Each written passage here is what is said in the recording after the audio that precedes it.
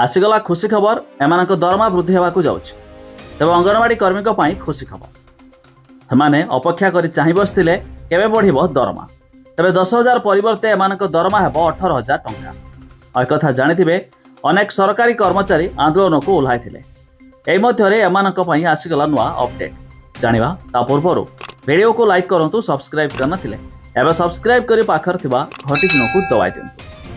आंदोलन ओहरी अंगनवाड़ी कर्मी और सहायिका विभाग सचिव आलोचना हेबा परे किछि दाबी को स्वीकार करा जायथिबारु आंदोलन ओहरी अंगनवाड़ी कर्मी।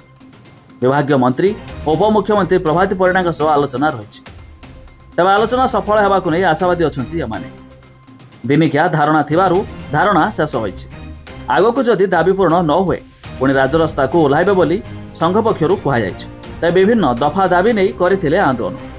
मासिक दरमा 10,000 टंकारु वृद्धि करी 18,000 टंका मिलिबा, पिलांको मिलुथिबा खाद्यर टंका बढ़ाइबा, पेंशन लागू सह अवसर समय आर्थिक सहायता मिलिया भली दाबी मध्य करथिले। खाली सेतिक नुहे पूर्वरु बहिष्कार होइथिबा कर्मी को पुनः नियुक्ति लागि भी दाबी करिसेंती। तेबे निर्वाचन पूर्वरु सरकार देइथिबा प्रतिश्रुति लागू करिया पई दाबी करी अंगनवाड़ी कर्मी माने आंदोलन को ओह्लाइछंती। ते मिलुथिबा सूचना मुताबक खूब शीघ्र एमानक दरमा 10,000 परिवर्ते 18,000 हेबाकु जाउछि। तेबे एने राज्य सरकार खूब शीघ्र विधिवत भावे घोषणा करि पारंती, जहाँकि एमानकु वर्धित राशि मध्य मिलबाकु जाउछि। तेबे आपण माने केउ जिल्लारू वीडियो देखुचंती ता निहाती कमेंट करी जणाइबे।